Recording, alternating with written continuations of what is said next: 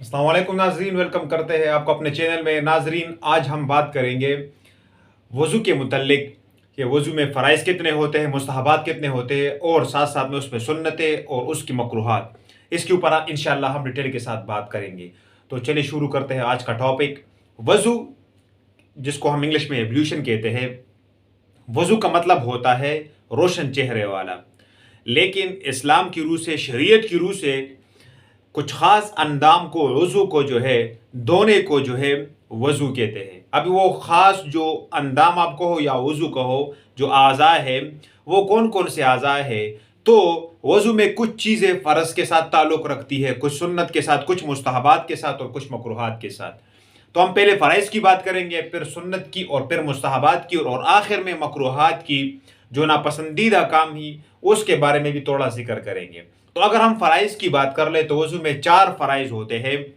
एक होता है चेहरा धोना, दूसरा होता है हाथ धोना, दोनों हाथ केहरियों समेत, तीसरा सर के चौथाई हिस्से का मसा करना और चौथा जो है पाँव, दोनों पाँव को धोना। ये 4 फ़राइज़ जो है ये वज़ू के हैं। और साथ साथ में अगर हम सुन्नत की बात करें तो कुछ सुन्नत भी है और कुछ मुस्तहबात भी। लेकिन इनसे पहले वज़ू की फजीलत की अगर हम बात कर ले तो उस्मान रज़ी अल्लाह तआला अन्हु से रिवायत है कि वो फरमाते हैं कि रसूलुल्लाह सल्लल्लाहु अलैहि वसल्लम ने फरमाया कि जो बंदा मसनून तरीके से वज़ू करे, जो सुन्नत के तरीके के मुताबिक वज़ू कर ले, तो उसके जो है छोटे गुनाह जो है, हत्ता कि उसके नाखून के नीचे से भी जो है उसके छोटे गुनाह अल्लाह पाक बख्श देता है। यानी इतनी बड़ी फजीलत है, लेकिन शर्त यह है कि हम वज़ू जो है वो सुन्नत के मुताबिक करें। तो सुन्नत का तरीका भी मैं आपको बताऊंगा। फ़राइज़ की बात मैंने कर ली है कि 4 फ़राइज़ है और सुन्नत की बात भी मैं करूंगा। फ़राइज़ जो मैंने आपको बता दिए है कि 4 है और सुन्नत प्लस मुस्तहबात वो भी मैं इंशाअल्लाह वज़ू के तरीके में आपको उस टाइम बता दूंगा। जब भी हम वज़ू करें तो वज़ू करने से पहले जो है हमें कुछ आदाब और सुन्नतों का ख्याल रखना चाहिए। जैसे हम वज़ू करें तो वज़ू शुरू करने से पहले हमें नियत करनी चाहिए वज़ू की। ये जो भी मैं बता रहा हूँ, 4 तो पहले मैंने फ़राइज़ बता दिए, अभी जो मैं सुन्नत और मुस्तहबात उसकी बात कर रहा हूँ। तो जब भी हम वज़ू करें तो सबसे पहले हमें जो है नियत करनी चाहिए। नियत ज़ुबान से बोलने का नहीं है, बल्कि नियत असल में कहते हैं दिल के इरादे को। लेकिन अगर उसको तसल्ली नहीं हो और ज़ुबान से भी कहे तो कोई बात नहीं है, लेकिन असल में नियत दिल के इरादों को कहते हैं। तो हमें नियत करनी चाहिए। नियत के बाद जो है हमें जो है सबसे पहले बिस्मिल्लाह, नियत के बाद बिस्मिल्लाह पढ़ना चाहिए और बिस्मिल्लाह के बाद जो है 3 मरतबा हमें अपने हाथ कलाई तक धोने चाहिए। हाथ धोने के बाद जो है हमें 3 मरतबा मुंह में पानी डालना चाहिए और साथ साथ में जब हम 3 मरतबा मुंह में पानी डालें तो साथ साथ में हम उसमें गरगड़े भी हमें करने चाहिए। लेकिन अगर हम रोज़े की हालत में ना हो, रोज़े की हालत में हमें गरगरे से दूर रहना चाहिए, ताकि ऐसा ना हो कि पानी नीचे जाकर रोज़े को नुकसान ना पहुंचे।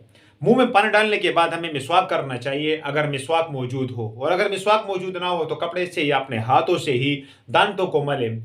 इनके बाद जो है फिर 3 मरतबा हमें नाक में पानी डालना चाहिए और चुंगली, जो छोटी उंगली है, उससे यानी उल्टे हाथ की, बाएं हाथ की उंगली से जो है हमें जो है अपनी नाक की सफाई करनी चाहिए, उल्टे हाथ की यानी बाएं हाथ की छोटी उंगली से। और नाक साफ करने के बाद हमें फिर 3 मरतबा चेहरा धोना चाहिए।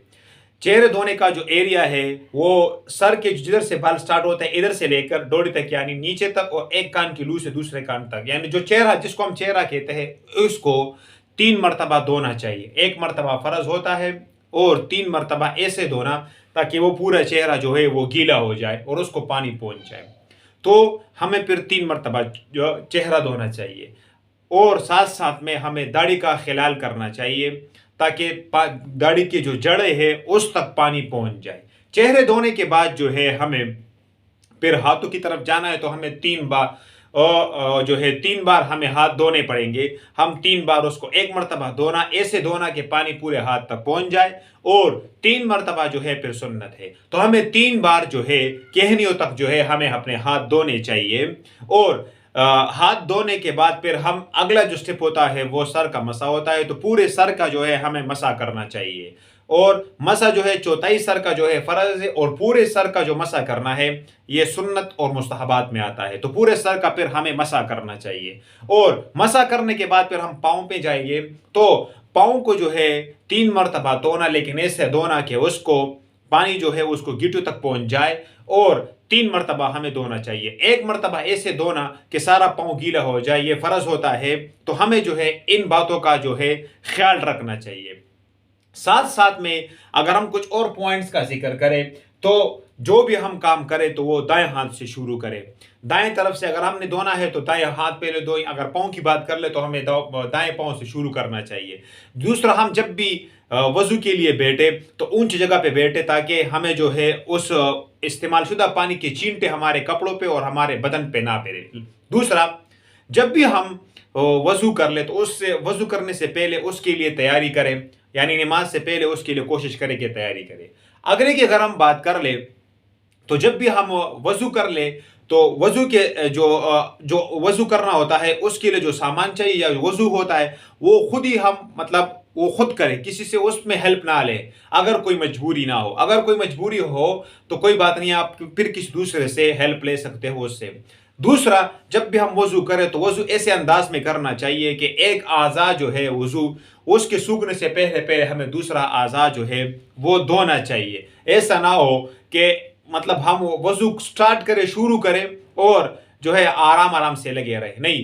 دوسرا جو ہے وضو کرنے کے ساتھ ساتھ جو ہے ہمیں جو ہے کچھ مکروہات ہے اس کی طرف بھی جو ہے نا ہمیں توجہ دینی چاہیے، تاکہ ہم وہ چیزیں جو ہے اس میں جس سے وضو کو نقصان پہنچتا ہے تو اس سے ہمیں دور رہنا چاہیے۔ جو مکروہات ہے تو ہمیں ناپاک جگہ پہ جو ہے وضو نہیں کرنا چاہیے۔ دوسرا، ترتیب کا خیال رکھنا چاہیے، ایسا نہیں ہے جیسے سنت یہ ہے کہ دائیں طرف سے شروع کرنا چاہیے، تو ایسا نہ ہو، اگر بھولے سے ہو گئے تو کوئی بات نہیں ہے، لیکن ایسا نہ ہو کہ ہم قصدن الٹے ہاتھ سے پہلے شروع کریں، پہلا بایاں پاؤں دھوئے، پہلا بایاں ہاتھ دھوئے، ایسا نہیں کرنا چاہیے، بلکہ دائیں طرف سے شروع کریں۔ اگر ساتھ ساتھ ہم اس کی بات کر لیں تو منہ پہ پانی کی تو 30 چینٹے جو ہے ایسے منہ پہ نہ مارے کہ اپنے کپڑوں کو بھی گندا کر لے پانی سے، اور جو قریبی ساتھی بیٹھا ہوتا ہے اگر ہم مسجد میں وضو کر رہے تو اس کو بھی نقصان پہنچے، تو ایسا نہیں کرنا چاہیے۔ دوسرا، پانی جو ہے اس میں اسراف نہیں کرنا چاہیے، میکسیمم جو زیادہ سے زیادہ ہے وہ 3 مرتبہ ایک اعضاء کو دھونا ہوتا ہے۔ ایسا نہیں کہ ہم ایسے ہی پانی کو دریا کے قریب بھی اگر ہم کوئی وضو کرنا چاہیں